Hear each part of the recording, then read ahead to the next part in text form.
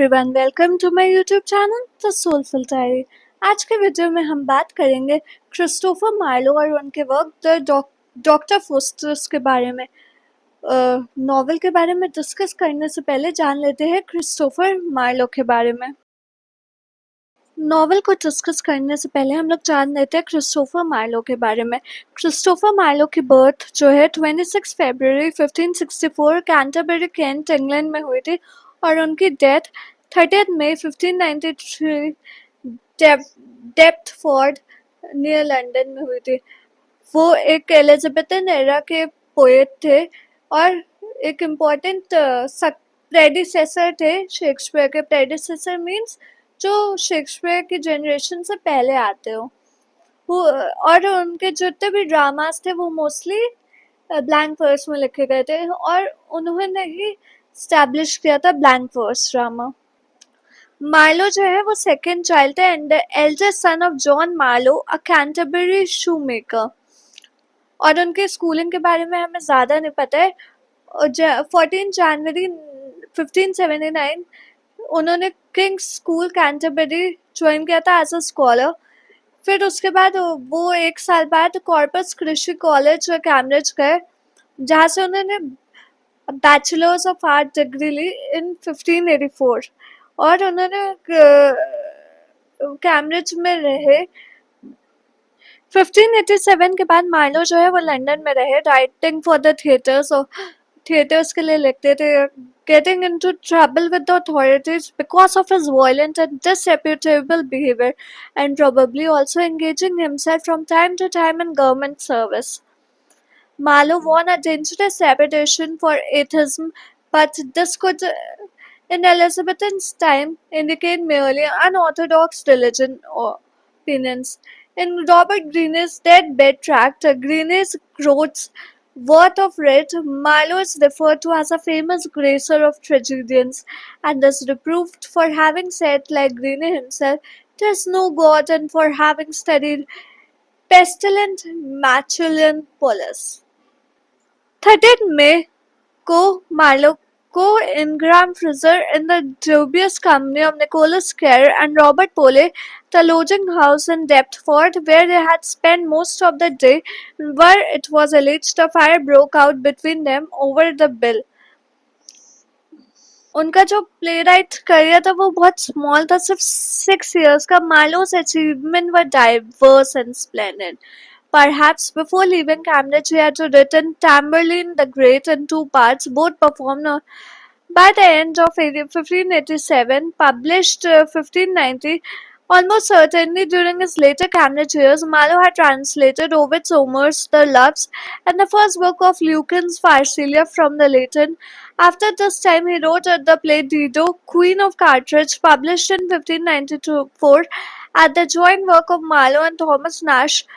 With the production of Tamburlaine, he received recognition and acclaim, and playwriting became his major concern in few years that lay ahead. Both parts of Tamburlaine were published anonymously in 1590, and the publisher omitted certain passages that he found incongruous with the play's serious concern with history. Even so, to the extent Tamburlaine text can be regarded as substantially Marlowe's, no other of his plays or poems or translation was published during his life. His unfurnished but splendid poem, Hero and Leander, which almost certainly the finest non-dramatic Elizabethan poem apart from those produced by Edmund Spenser, appeared in 1598. चलिए अब novel को discuss करते हैं। Dr. Faustus, a well-respected German scholar, grows dissatisfied with the limits of traditional form of knowledge, logic, medicine, law, and religion, and decides that he wants to learn to practice magic, that is, necromancy. His friends Wales and Cornelius instruct him in the black arts, and he begins his new career as a magician by summoning up Mephistopheles, a devil. Despite Mephistopheles' warning about the horrors of hell, Faustus tells the devil to return to his master, Lucifer, with an offer of Faustus' soul in exchange for 24 years of service from Mephistopheles. Meanwhile, Wagner, Faustus' servant, has picked up some magical ability and uses it to press a clown named Robin into his service. Mephistopheles returns to Faustus with word that Lucifer has accepted Faustus' offer. Faustus experiences some misgivings and wonders if he should repent and save his soul in the end. Though he agrees to the deal, signing it with his blood, as soon as he does so, the words Homo Fugo, Fuge, Latin O man fly appeared branded on his arm. Faustus again has second thoughts, but Mephistopheles bestows rich gifts on him and gives him a book of spells to learn. Later, Mephistopheles answers all of his questions about the nature of the world, refusing to answer only when Faustus asks him who made the universe. This refusal prompts yet another bout of misgivings in Faustus, but Mephistopheles and Lucifer bring in personifications of the seven deadly sins to prance about in front of Faustus, and is impressed enough to quiet his doubts. जो seven deadly since है वो हम थोड़ी देर में आपको explain करेंगे. Armed with his new powers and attended by Mephistopheles, Faustus begins to travel. He goes to the Pope's court in Rome, makes himself invisible, and plays a series of tricks. He disrupts the Pope's banquet by stealing food and boxing the Pope's ears. Following this incident, he travels through the courts of Europe, with his fame spreading as he goes.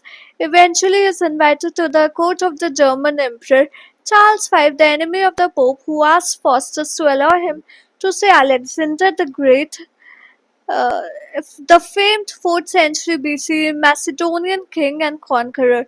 Faustus conjures up an image of Alexander, and Charles is suitably impressed.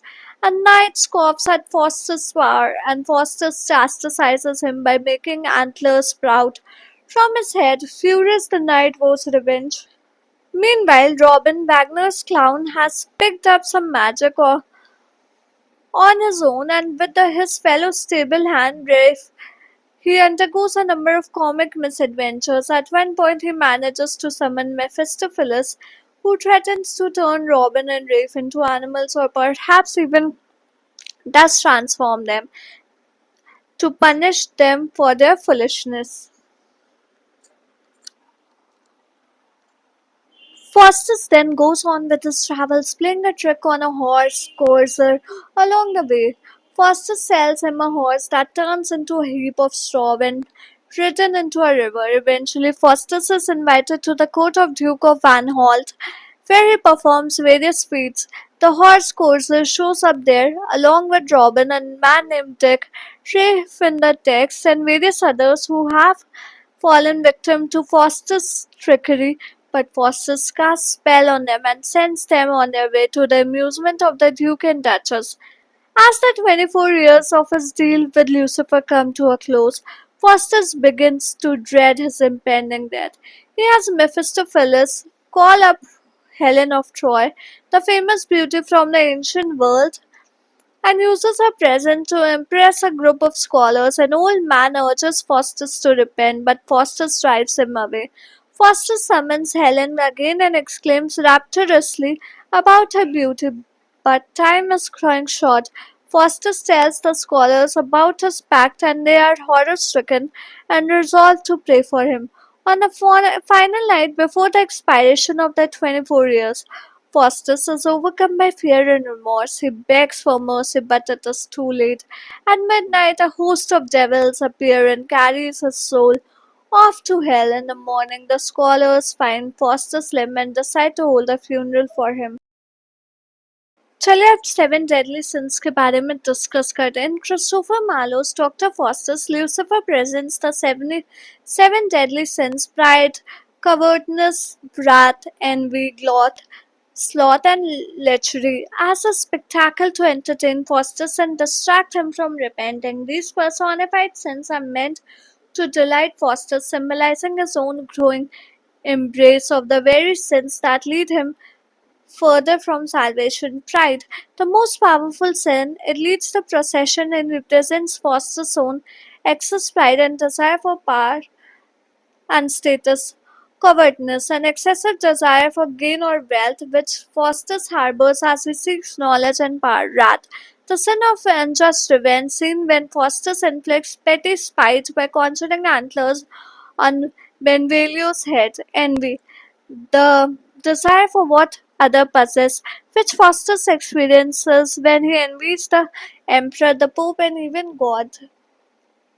Gluttony, then ordinate appetite for drink and food, which Faustus also indulges in sloth, a spiritual sluggishness or laziness, a turning away from God, and virtue that Faustus embraces, lechery, the excessive craving for bodily pleasure, which Faustus also succumbs to in his pact with the devil.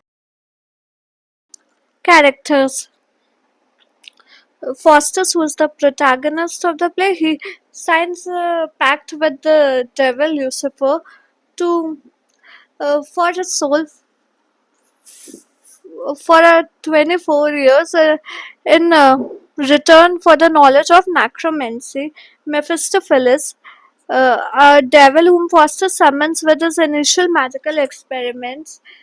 Mephistopheles' motivations are ambiguous. On the one hand, his often expressed goal is to catch Faustus' soul and carry it off to hell. On the other hand, he actively attempts to dissuade Faustus from making a deal with Lucifer by warning him about the horrors of hell. The chorus, a character who stands outside the story, providing narration and commentary. The chorus was customary in Greek tragedy. Old man, an enigmatic figure who appears in the final scene. The old man urges Faustus to repent and to ask for God's mercy. He seems to replace the good and the evil angels who in the first scene try to influence Faustus' behavior. Good angel, a spirit that urges Faustus to repent for his pact with Lucifer and return to God. Along with the old man, the bad angel, the good angel represent in many ways Faustus' conscience and divided will between good and evil.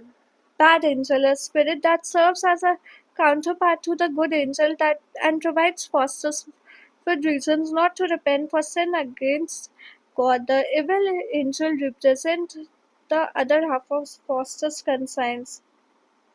Lucifer, the prince of devils, the ruler of hell, and Mephistopheles' master. Wagner, Faustus' servant. Faustus Wagner uses his master's book to learn how to summon devils and work magic. Clown, a clown who becomes Wagner's servant. The clown antics provide comic relief. He's a ridiculous character and his absurd behavior initially contrasts with Faustus' grandeur as the play goes on, though Faustus' behavior comes to resemble that of the clown Robin, an ostler or innkeeper who likes the clown, provides a comic contrast to Faustus. Robin and his friend Rafe learn some basic conjuring, demonstrating that even the least scholarly can possess skills in magic. Marlowe includes Robin and Rafe to illustrate Faustus' degradation as he submits to simple trickery such as their Rafe, an ostler and a friend of Robin. Rafe appears as Dick, Robin's friend, and a clown. Wales and Cornelius, two friends of Faustus, both magicians who teach him the art of black magic. Horse courser, a horse courser who buys a horse from Faustus, which vanishes after the horse courser rides into the water, leading him to seek revenge. The scholars, Faustus' colleagues at the University of Wittenberg, loyal to Faustus, the scholars appear at the beginning and at the end of the play to express dismay at the turn of Faustus' studies have taken, to marvel at his achievements, and then to hear his agonized confession of his pact with Lucifer, the Pope, the head of the Roman Catholic Church and a powerful political figure in the European of Faustus' day. The Pope serves as both a source of amusement for the play's Protestant audience and a symbol of religious faith that Faustus has rejected. Emperor Charles V, the most powerful monarch in Europe, whose court Faustus visits night, a German nobleman at the emperor's court. The knight is skeptical of Faustus' power, and Faustus makes antlers sprout from his head to teach him a lesson. The knight has further developed and known as Benvolio in text. Bruno, a candidate for the papacy supported by the emperor. Bruno is captured by the Pope and freed by Faustus. Duke of Anhalt, a German nobleman whom Faustus visits, Martino and Frederick, friends of Benvolio, who reluctantly join his attempt to kill Faustus. Martino and Frederick appear only in text versions of Dr. Faustus. हम लोग जो important characters हैं उनको next video में discuss करेंगे. Themes: sin, redemption, and damnation. Insofar as Dr. Faustus is a Christian play, it deals with the themes at the heart of Christianity understanding of the world. First, there is the idea of sin, which Christianity defines as acts contrary to the will of God. In making a pact with Lucifer, Faustus commits what is, in a sense, the ultimate sin. Not only does he disobey God, but he consciously and even eagerly renounces obedience to him, choosing instead to swear allegiance to the devil. In a Christian framework, however, even the worst deeds can be forgiven through the redemptive power of Jesus Christ, God's Son, who, according to Christian belief, died on the cross for humankind's sin. Thus, however, terrible Faustus' pact with the Lucifer may be the possibility of redemption is always open to him. All that he needs to do theoretically is ask for forgiveness. The play offers countless moments in which Faustus considers doing just that, urged on by the good angel on his shoulder or by the old man in scene 12, both of whom can be seen either as emissaries of God, personification of Faustus' conscience, or both. Each time Faustus decides to remain loyal to hell rather than seek heaven. In the Christian framework, thus turning away from God condemns him to spend an eternity in hell. Only at the end of his life does Faustus desire to repent, and in the final scene he cries out to Christ to redeem him. But it is too late. But it is too late for him to repent. In creating this moment in which Faustus is still alive but incapable of being redeemed, Marlowe steps outside the Christian worldview in order to maximize the dramatic power of the final scene. Having inhabited a Christian world for the entire play, Faustus spends his final moments in a slightly different universe where redemption is no longer possible and where certain sins cannot be forgiven. The conflict between medieval and Renaissance values. Scholar R.M. Dawkins famously remarked that Dr. Faustus tells the story of a Renaissance man who had to pay the medieval price for being one. While slightly simplistic, this quotation does get at the heart of one of the play's central themes, the clash between the medieval world and the world of emerging Renaissance. The medieval world placed God as the creator of existence and shunted aside man and the natural world. The Renaissance was a movement that began in Italy in the 15th century and soon spread throughout Europe, carrying with it a new emphasis on the individual, on classical learning, and on scientific inquiry into the nature of the world. In the medieval academy, theology was the queen of sciences in the Renaissance, though secular matters took central stage. Faustus, despite being a magician rather than a scientist, a blurred distinction in the 16th century, explicitly rejects the medieval model in his opening speech in Scene 1. He goes through every field of scholarship, beginning with logic and proceeding through medicine, law, and theology, quoting an ancient authority for each. Aristotle on logic, Galen on medicine, the Byzantine Emperor Justinian on law, and the Bible on religion. In the medieval model, tradition and authority, not individual inquiry, were key. But in the soliloquy, Faustus considers and rejects this medieval way of thinking. He resolves in full Renaissance spirit to accept no limits, traditions, or authorities in his quest for knowledge, wealth, and power. The play's attitude towards the clash between medieval and Renaissance values is ambiguous. Marlowe seems hostile toward the ambitions of Faustus, and as Darwin notes, he keeps his tragic heroes squarely in the medieval world, where eternal damnation is the price of human pride. Yet Marlowe himself was no pious traditionalist. And it is tempting to see in Faustus, as many readers here, a hero of the new modern world, a world free of God, religion, and the limits that themselves on humanity. Faustus may pay a medieval price, this reading suggests, but his successors will go further than in he and suffer less as we have in modern times. On the other hand, the disappointment and mediocrity that follows Faustus' pact with the devil as it descends from grand ambitions to petty conjuring tricks might suggest a contrasting interpretation. Marlowe may be suggesting that the new modern spirit, though ambitions and glittery, will lead to a Faustian dead end. Part as a correcting influence. Early in the play, before he agrees to the pact with Lucifer, Faustus is full of ideas for how to use the power that he seeks. He imagines piling up great wealth, but he also aspires to plumb the mysteries of the universe and to remake the map of Europe. Though they may not be entirely admirable, these plans are ambitious and inspire awe, if not sympathy. They lend a grandeur to Foster's scheme and make his quest for personal power seem almost heroic, a sense that is reinforced by the eloquence of his early soliloquies.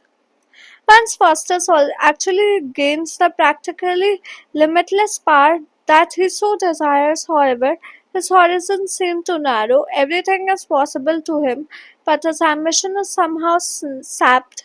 Instead of the grand designs that he contemplates early on, he contents himself with performing conjuring tricks for kings and noblemen and takes a strange delight in using his magic to play practical jokes on simple folks. It is not that power has corrupted Faustus by making him evil. Indeed, Faustus' behavior after he sells his soul hardly rises to the level of true wickedness. Rather, gaining absolute power corrupts corrupts Faustus by making him mediocre and by transforming his boundless ambition into a meaningless delight in petty celebrity. In the Christian framework of the play, one can argue that true greatness can be achieved only with God's blessing. By cutting himself off from the creator of the universe, Faustus is condemned to mediocrity. He has gained the whole world, but he does not know what to do with it. The divided nature of man. Faustus is constantly undecided about whether he should repent and return to God or continue to follow his pact with Lucifer. His internal struggle goes on throughout the play as part of him wants to do good and serve God, but part of him, the dominant part, it seems, lusts after the part that Mephistopheles promised, the good angel and the evil angel, both of whom appear at Faustus' shoulder in order to urge him in different directions, symbolize the struggle. While these angels may be intended as an actual pair of supernatural beings, they clearly represent Faustus' divided will, which compels Faustus to commit to Mephistopheles but also to question his commitment continually. Motives. Magic and the supernatural. The supernatural pervades Dr. Faustus, appearing everywhere in the story. Angels and devils flit about. Magic spells are cast. Dragons pull chariots, albeit offstage, and even fools like the two ostlers, Robin and Brave, can learn enough magic to summon demons. Still, it is worth noting that nothing terribly significant is accomplished through magic. Faustus plays tricks on people, conjures up grapes, and explores the cosmos on a dragon, but he does not fundamentally reshape the world. The magic power that Mephistopheles grants him is more like a toy than an awesome than an awesome earth-shaking ability. Furthermore, the real drama of the play, despite all the supernatural frills and pyrotechnics, takes place within Faustus' vacillating mind and soul, as he first sells his soul to Lucifer and then considers repenting. In the sense, the magic is almost incidental to the real story of Faustus' struggle with himself, which Marlowe intended not as a fantastical battle but rather as a realistic portrait of a human being with a will divided between good and evil. Practical jokes. Once he gains his awesome powers, Faustus does not use them to do great deeds. Instead, he delights in playing tricks on people. He makes horns sprout from the knight's head and sells the horse courser, an enchanted horse. Such magical practical jokes seem to be Faustus' chief amusement, and Marlowe uses them to illustrate Faustus' decline from a great prideful scholar into a bored mediocre magician with no higher ambition than to have a laugh at the expense of a collection of simpletons. The pursuit of knowledge, whether it is Faustus or Lucifer's, the pursuit of knowledge is a recurring motive within the play and is the driving force behind the plot. Faustus' pursuit of knowledge is marked by restlessness, arrogance, and ultimately mediocrity. The more knowledge he gains, the clearer it becomes that the universe bends toward God, whom Faustus has now forsaken. Paralleling the escalating of his desire for knowledge are opportunities to showcase his talents. In the midst of his travels, his reputation grows, but ironically, it is the acquisition of everything he ever wanted power, fame, knowledge, riches that saps him of his earlier ambition, rendering him little more than a magician listlessly performing party tricks for heads of state. Symbols. Blood plays multiple symbolic roles in the play. When Faustus signs away his soul, he signs in blood, symbolizing the permanent and supernatural nature of this pact. His blood congeals on the page, however, symbolizing perhaps his own body's revolt against what he intends to do.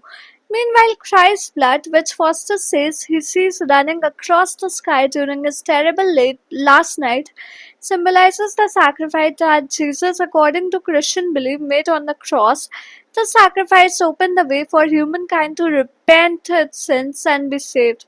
Faustus, of course, in his proud folly, fails to take this path to salvation. Faustus' rejection of the ancient authorities. In scene 1, Faustus goes through the list of the major fields of human knowledge, logic, medicine, law, and theology, and the cities for each an ancient authority, Aristotle, Galen, Justinian, and Jerome's Bible, respectively. He then rejects all of these figures in favor of magic. This rejection symbolizes Faustus' weak break with the medieval world, which prized authority above all else, in favor of a modern spirit of free inquiry in which experimentation and innovation trump the assertions of Greek philosophers and the Bible. The good angel and bad angel. The angels appear at Faustus' shoulder early on in the play. The good angel urging him to repent and serve God. The bad angel urging him to follow his lust for power and serve Lucifer. The two symbolize his divided will, part of which wants to do good and part of which is sunk in sin. Thank you. I hope आज की video आपको पसंद है। कैसी लगी हमें comment करके बताएं और हमें ये भी कमेंट करके बताएं कि आप आने वाले वीडियोस किस टॉपिक पर देखना चाहते हैं। अगर वीडियो अच्छी लगी तो like share and subscribe to my channel. मिलते हैं कल एक और इन्फॉर्मेटिव वीडियो के साथ शाम 4 बजे। Till then keep watching and keep supporting the soulful diary. Thank you.